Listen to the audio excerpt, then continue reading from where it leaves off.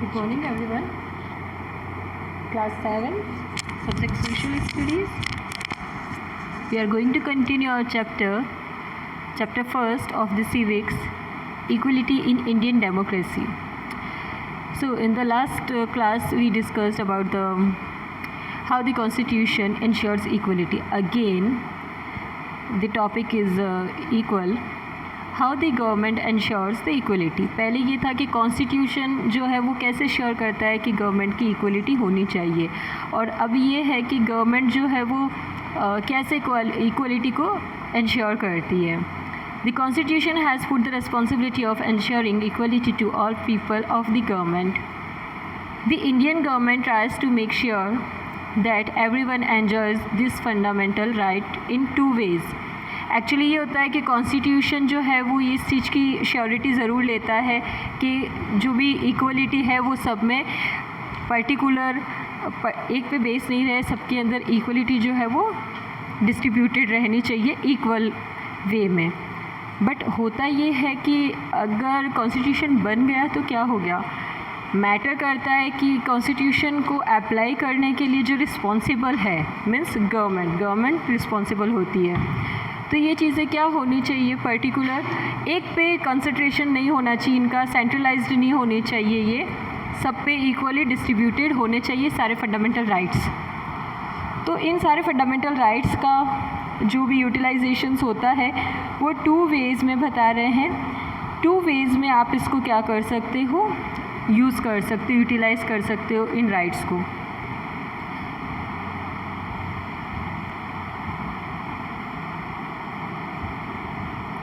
So first तो हो जाता है by passing laws ensure people are treated equally with dignity. So first is by passing laws to ensure people are treated equally and with dignity. सारे लोगों को जो है वो क्या मिलना चाहिए, सारे लॉज जो है वो एक जो भी पास हुए हैं लॉज, जो भी रूल्स जब पास हो जाते हैं तो वो क्या बन जाते हैं, लॉज बन जाते हैं. तो ये सारे लॉज जब पास हो जाते हैं उसके बाद में पीपल जो है वो ऐसे ट्रीट उनको किया जाना चाहिए इक्वली और डिग्निटी के साथ, यानी कि उनको एक सेल्फ रेस्पेक्ट जो होती है उसके साथ में उनको ट्रीट किया जाना चाहिए. Before independence there were no laws that protected people और कम्युनिटीज़. पहले जो कॉन्स्टिट्यूशन नहीं बना था और इंडिपेंडेंसी नहीं थी इंडिया में, ब्रिटिशर्स का रूल था, या उससे पहले भी कभी भी इतने राइट्स जो है वो पब्लिक को नहीं दिए गए थे. And from being discriminated against और फ्रॉम बीइंग ट्रीटेड अनफेयरली. उस टाइम में उनको क्या किया जाता था, देखो कैटेगरी वाइज और कास्ट वाइज भी क्या होता था, उनके साथ डिस्क्रिमिनेशन होता था. एंड समवेयर रिलीजन्स जो होते हैं उसमें भी डिस्क्रिमिनेशंस होता था.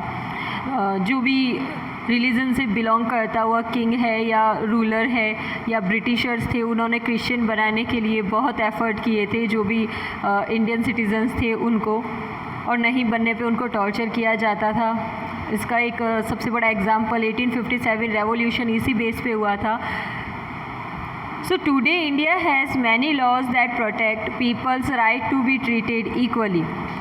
अब क्या हुआ था, देखो टुडे आज की डेट में क्या होता है, प्रेजेंट टाइम में इंडिया में इतने सारे लॉज बने हुए हैं जो पीपल के राइट्स को क्या बनाते हैं, एक तो प्रोटेक्ट करते हैं पीपल को, कुछ ऐसे राइट दिए हुए हैं जिनसे उनको क्या किया जा सकता है, इक्वली ट्रीटमेंट मिल सकता है. For example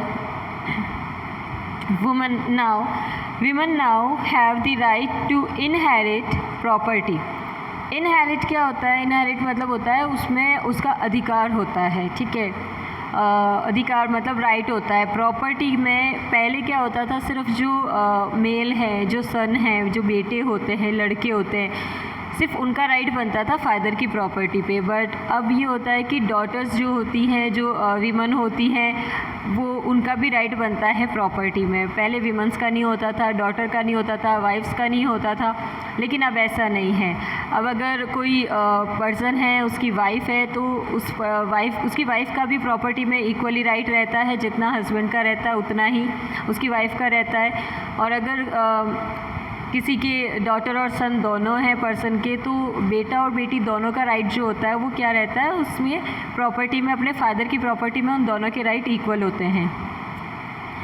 now according to the Hindu succession amendment act 2005 में जो अमेंडमेंट हुआ था यानी कि चेंजेस हुए थे कुछ, not just man women can also get an equal share of the family. अब ये होता है कि जो फैमिली में शेयर्स होते हैं, जैसा अभी मैंने आपको बताया प्रॉपर्टी वगैरह होती है या और भी जो भी प्रॉस्पेरिटी है या वेल्थ है, उन सब में क्या होता है, वीमन जो होती है उसका इक्वल राइट बनता है।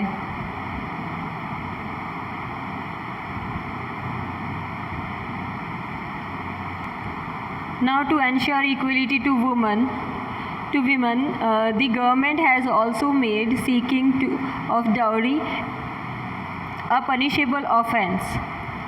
अब क्या होता है, विमेन के साथ इक्वलिटी करने के लिए ये होता है कि गवर्नमेंट ने कुछ ऐसे भी रूल्स बनाए हैं जिसमें अगर डाउरी डिमांड की जाती है तो वो भी क्या होगा, पनिशेबल होगा। अच्छा, अब ये डाउरी में इक्वलिटी कहाँ से आ गई? डाउरी में इक्वलिटी ये होती है, I don't think so that you have ever seen और एवर हियर एनी टाइम, आपने शायद ही कभी सुना होगा कि जब शादी हुई है तो लड़के की फैमिली ने कुछ डाउरी दिया है, नहीं दिया है ना। लड़के की फैमिली नहीं देती है, जो ग्रूम होता है, जो दूल्हा होता है, उसकी फैमिली कभी डाउरी नहीं देती, दहेज नहीं देती। डाउरी का मतलब होता है सिर्फ लड़की वाले देते हैं। These are called just gift in their language.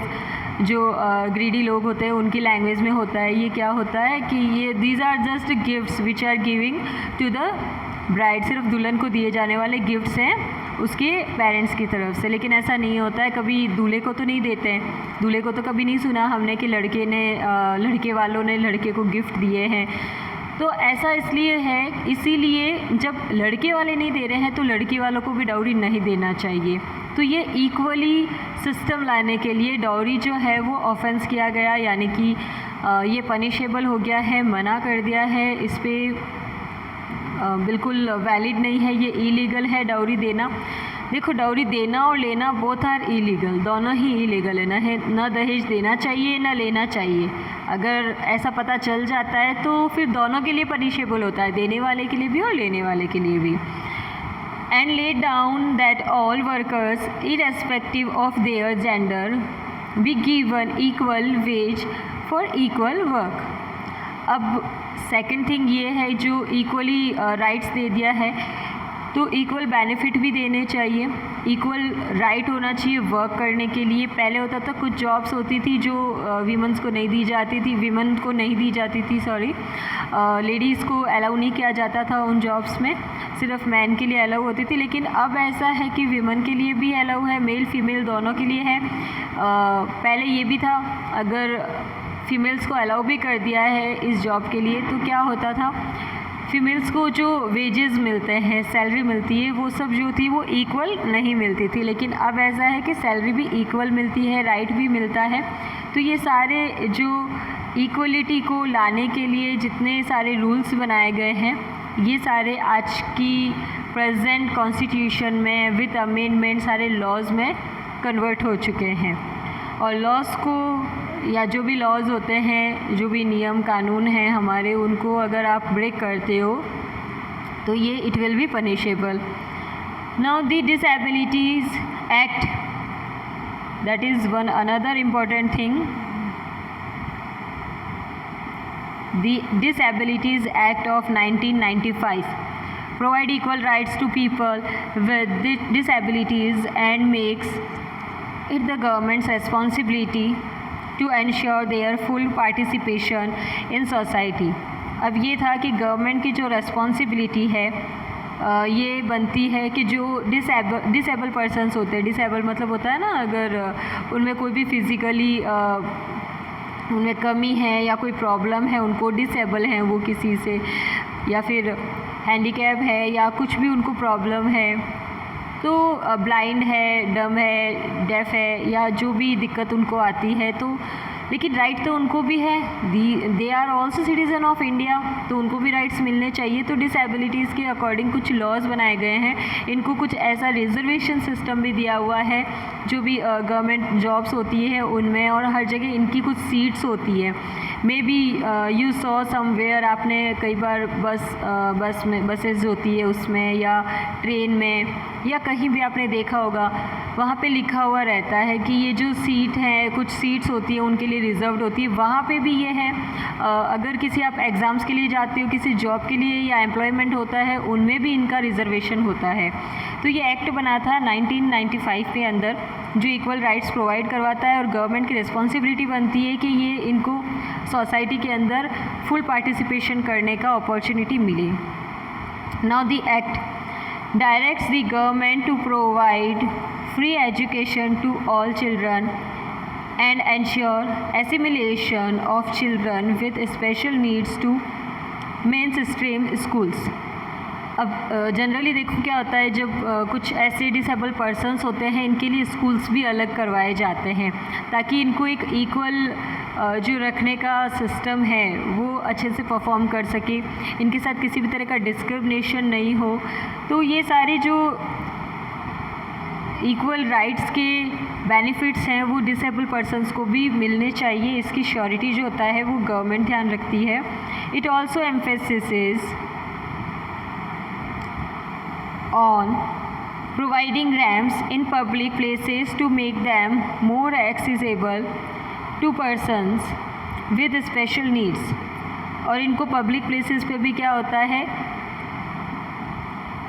ज़्यादा से ज़्यादा ये वहाँ पे एंजॉय कर सके, वहाँ जो इनके राइट्स बनते हैं जो सारे सिटीजन्स के होते हैं, इसका भी ध्यान रखने का काम जो होता है वो गवर्नमेंट करती है। ऐसे इन सब के लिए क्या होता है, बहुत सारे एनजीओज़ बने हुए होते हैं जो गवर्नमेंट ओरिएंटेड भी होते हैं या फिर वो क्या होते हैं, नॉन गवर्नमेंट भी होते हैं।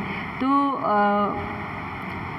वो सिर्फ ये परफॉर्म करते हैं कि ऐसे पर्सन, देखो सबके लिए होते हैं एनजीओज़ जो होते हैं, कभी कभी पर्टिकुलर डिपेंडेंट करता है कि वो किसी एक ही चीज़ पे फोकस करेंगे, सिर्फ एक डिसेबिलिटी, जैसे आपने देखा होगा एसिड अटैक्स होते हैं उनके लिए अलग होते हैं, जो सर्वाइव कर रहे हैं, जो डिसेबिलिटीज़ को फेस कर रहे हैं, जो ब्लाइंड होते हैं, उन सब के लिए क्या होता है, अलग अलग ऐसे एनजीओज़ बने हुए होते हैं। तो वो सब अपने अपने परफॉर्मेंस करते रहते हैं। तो वो सब इनको फैसिलिटीज़ प्रोवाइड करने के लिए बनाए जाते हैं। तो वो इनकी पूरी लुक आफ्टर करते हैं, इनकी केयर करते हैं। Now next is by launching schemes and programs to improve the lives of groups and communities who have historically been treated equally। अब गवर्नमेंट जब इक्वल कर रही है तो गवर्नमेंट की एक और रिस्पॉन्सिबिलिटी बनती है कि पब्लिक जो है वो अपना क्या कर सकती है, ज़्यादा से ज़्यादा खुद का डेवलपमेंट करे, खुद को अच्छे से कहीं पे एस्टैब्लिश करना है किसी फील्ड में, बिज़नेस में, सोसाइटी में। तो उसके लिए क्या करती है गवर्नमेंट, अपॉर्चुनिटीज़ प्रोवाइड करवाती है। वो अपॉर्चुनिटीज़ प्रोवाइड करवाने के लिए वो कुछ स्कीम्स, प्लान्स वगैरह ऑर्गेनाइज करवाती है। तो ये गवर्नमेंट की रिस्पॉन्सिबिलिटी भी बनती है कि सारे लोग उसका बेनिफिट लें, सारे लोग क्या करें, ये जो स्कीम्स और प्लान्स हैं सारे लोगों तक पहुँचने चाहिए। The Indian government has launched many schemes to ensure greater opportunity to people, especially those who have faced discrimination in the past। Especially उन लोगों के लिए बात कर रहे हैं जिन्होंने पास्ट में बहुत सारा डिस्क्रिमिनेशन जो है वो फेस किया है। It has reserve jobs for schedule caste जिसको हम SC बोलते हैं, आपने देखा होगा रिजर्वेशन सिस्टम होता है, एंड शेड्यूल ट्राइब्स जिसको हम ST बोलते हैं, and second is backward class जिसको हम पहले OBC बोला जाता था, आजकल कहीं पे अगर आप फिल करते हो तो सिर्फ BC भी लिखा हुआ आ जाता है। और कुछ क्या हुआ था, गर्ल्स के लिए भी स्पेशल एजुकेटिंग जो है वो प्लान्स बनाए हैं, चिल्ड्रन के लिए बनाए हुए हैं, ट्राइबल होते हैं, जो दलित होते हैं और जो मुस्लिम्स होते हैं कम्युनिटीज़। देखो एक्चुअली ये पर्टिकुलर हम रिलीजियस से एक वजह से नहीं बोल रहे हैं, हम कम्युनिटी बेस पे बोल रहे हैं, क्योंकि बहुत सारे रिलीजन्स भी मैटर करते हैं और बहुत सारी ऐसी रिलीजन्स में कुछ ऐसी कम्युनिटीज़ हैं जो गर्ल्स को एजुकेशन प्रोवाइड नहीं करवाती है। तो गवर्नमेंट ने ऐसी स्कीम्स ऑर्गेनाइज कर रखी है जो गवर्नमेंट क्या करती है, जिनसे इन सारे बच्चों को, लोगों को एजुकेशन प्रोवाइड करवाने का काम करती है। अब ये एजुकेशन कैसे प्रोवाइड करवाएगी, सपोज़ कुछ पर्सन्स होते हैं जो ये बोलते हैं कि पॉपुलेशन ज़्यादा है, हमारे घर में मेंबर्स ज़्यादा हैं, so we are not able to give education children, हम अपने एजुकेशन को बच्चों को क्या कर सकते हैं, नहीं दे सकते हैं। तो इसके लिए गवर्नमेंट ने फ्री एजुकेशन सिस्टम ऑर्गेनाइज कर रखा है। आप जब राइट टू फंडामेंटल राइट्स आप पढ़ोगे in the 8th standard, then you will read about this. Right to education एक राइट है जिसमें गवर्नमेंट क्या करती है, फ्री एजुकेशन प्रोवाइड करवाती है। एक लिमिटेड एज होती है, क्लासेस होती हैं। गवर्नमेंट स्कूल्स में क्या होता है, एजुकेशन फ्री में प्रोवाइड करवाई जाती है सारे बच्चों को। फिर ये भी होता है कि यूनिफॉर्म, तो यूनिफॉर्म भी उनको और बुक्स वगैरह ये सब कुछ क्या होता है, विदाउट मनी उनको प्रोवाइड करवाया जाता है। ये सारी फैसिलिटीज़ उनको दी जाती है।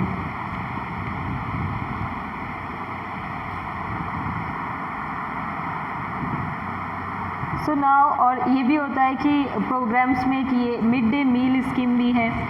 मीन्स अगर इतने ही पुअर पीपल हैं who can't afford the books, uniform etcetera and lunch also और फूड, तो उनके लिए भी क्या है, मिड डे मील की फैसिलिटी है। मतलब उनको स्कूल में ही खाना प्रोवाइड करवाया जाता है। So these are the programs which governing by government, and thus the government ensures the equality in India. In the next class we will continue this topic and we'll start a new topic. Inequality still exists. आज भी inequality है कहीं ना कहीं पे, हम next video में next class में देखेंगे। Till then take care of yourself. Thank you for the watching.